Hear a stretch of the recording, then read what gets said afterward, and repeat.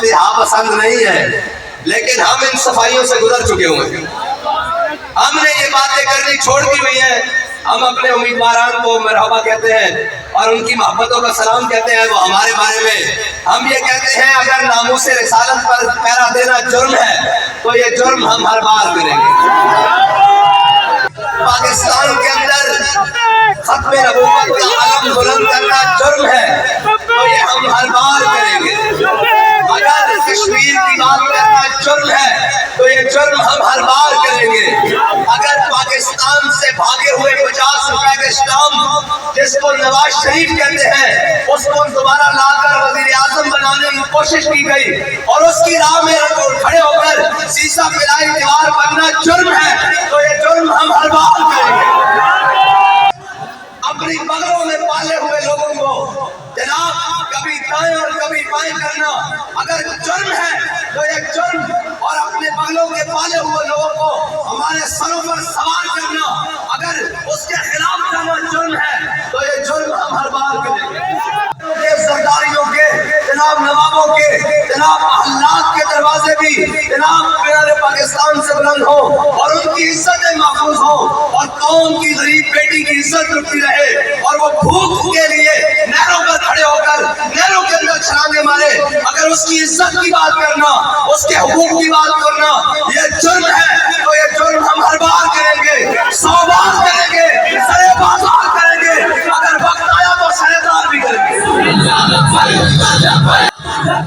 ये जुर्म करेंगे, हर बार करेंगे। और हम तो कहते हैं लबे बाम भी पुकारा, सरेदार भी सजा दी। लबे बाम भी पुकारा, लबे बाम ये है हमारे लिए।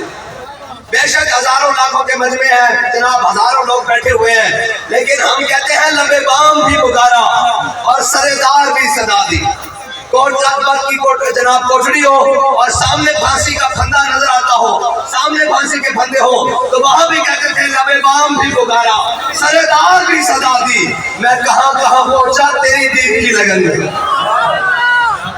ये हम अपना नजरिया, और अल्हम्दुलिल्लाह हम नजरिया रखते हैं, हम बात रखते हैं। हम वो तो नहीं है ना यार कि जनाब 2 पर्चे कटे, 2 दिन जेलों में और रोते हुए बाहर आकर कहा जी हमारी सियासत से बस है, मैं रिटायरमेंट लेता हूँ। मैं कहा ख्वाजा फरीद ने आख्या काफिर एकड़ा जारी ना के आपके होड़ मेरी बात से गल्ला करनी है कि साडी रेड लाइन है जी, जब रेड लाइन पट्टी अगले ते चू भी किसी ने नहीं की थी। ये तो गल नहीं ना होंदी साडे तो जनाब हुजूर के दीवाने ओन एथों लैके उत्थे तक और उत्थों लैके अटे तक जेड़े कहंदे ना कड़ी पा के भी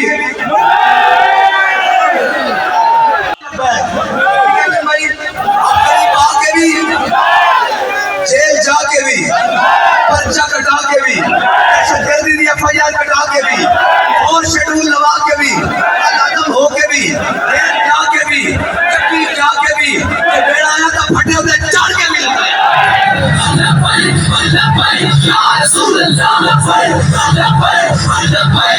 और हमारी लोग पूछते हैं आपका मंशूर क्या है?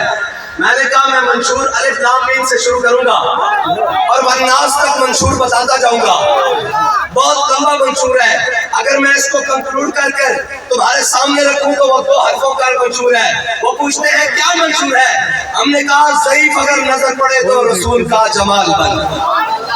हमारा मंशूर ये है कि अगर कोई कमजोर नजर आ जाए, नातवा नजर आ जाए, ज़ईफ नजर आ जाए तो उसके लिए हुजूर का जमाल बन जाना है। ज़ईफ अगर नजर पड़े रसूल का जमाल बन, और जालिम अगर आए नजर तो कहरे ज़ुल जलाल बन। और अगर कोई जालिम आ जाए, कोई बदमाश आ जाए, कोई गुंडा आ जाए, और वो आज नहीं, ये हमारी रिवायत है, हम जिनके जानशीना और जिनके मानने वाले हैं और जिनके जनाब डगर पर चल रहे हैं, हमारी रिवायत है कि जालिम अगर आए नजर कहरे ज़ुल जलाल बन। कैसे भला? खैबर में आया मरहब, उसने कहा है तैबा वालों जान लो मेरा नाम मरहब है और मैं 1000 के मुकाबले में एक जनाब अकेला होता हूँ और मेरे पास इतनी कुव्वत है और इतनी ताकत है, जरा ख्याल से निकलना बाहर। तो हमारे बड़ों ने क्या कहा कि नहीं हम सूफी साफी होते हैं, हम किसी को कुछ नहीं कहते, हमारा मनसब ये नहीं है, हम तो बस जनाब अंदर बैठ के बैठते हैं। कहा نہیں الذی سمتنی امی حیدرا، میں اگر تیرا نام مرحب ہے نا کہ میری ماں نے میرا نام حیدر رکھا چھاڑی. وہ ہلکا ہے یارو تو بریشم کی طرح نرم، رزم حق و باطل ہو تو فولاد ہے مومن. اور ہمارے ہاں الٹ ہے، جو قوم کا ڈاکو ہے، جو قوم کا چور ہے، جو قوم کا غدار ہے، اور جو قوم کا جناب لوٹنے والا ہے اور قوم کو کھانے والا ہے، جو کشمیر کو بیچنے والا ہے، جو پاکستان کو دو لخت کرنے والا ہے، وہ ہمارے لیے بدماش ہے اور باہر جا کے ان کی دھوپ بھی خوش ہوئی ہوتی ہے. اور جناب پھر میں اگلی بات کرتا ہوں کہ ہمارے لیے وہ بدماش ہے اور کہتے ہیں ہم قوم کو وہاں سے ہٹ کریں گے، پتہ بھی نہیں چلے گا اور میں ایسے کر کے رکھ دوں گا ویسے کر کے رکھ دوں گا. یہاں بدماشیاں اور امریکی ایئرپورٹ پر ان کی پینٹیں اتروائی جا رہی ہیں. ہم بھولے نہیں ہیں، تمہیں یاد ہو کہ میں یاد ہو، مجھے یاد ہے ذرا ذرا. ہاں ہماری قوم کا تھوڑا سا نسیان والا معاملہ ہے، یہ بھول جاتی ہے، ہم نہیں بھولے. اور مینار پاکستان پر آ کر جناب ویسے بڑی مزے کی بات ہے کہ کچھ احباب لبیک والوں سے پوچھتے ہیں کتنے لبیک والے، کوئی معاملہ ہو جائے کتنے لبیک والے، میں کہا کاکا حوصلہ کر رکھے ہیں لبیک والے، لبیک والے نہ نسل دیں گے، دو میں کام کریں گے، نہ نسل دے نہ نسل دے، کیا کتنے لبیک والے.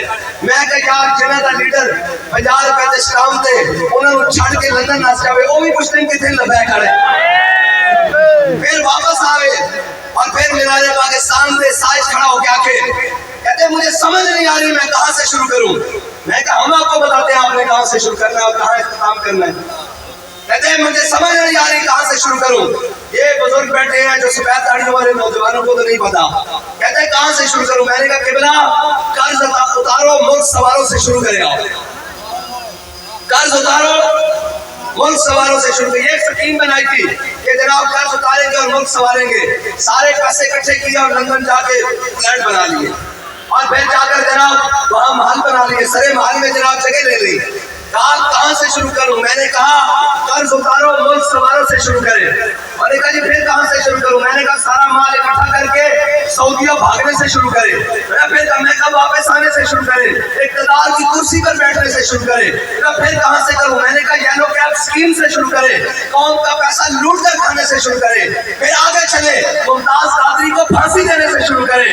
شروع کرنا ہے آپ شروع کریں جناب ممتاز قادری کو پھانسی دینے سے. پھر آپ شروع کریں ختم نبوت پر ڈاکہ ڈالنے سے. پھر آپ شروع کریں جناب پھر آپ شروع کریں کہاں سے بلا یہاں سے کہ جناب آپ نے قوم کو بلکتا سسکتا چھوڑ کر ایک نااہل کے ہاتھ آپ کے اندر اتنی جرت تھی تو آپ جیل کاٹتے اور بیٹھے رہتے. ہمیں پتا ہوتا قوم کا درد ہے اور تم قوم کے لیے آئے ہو.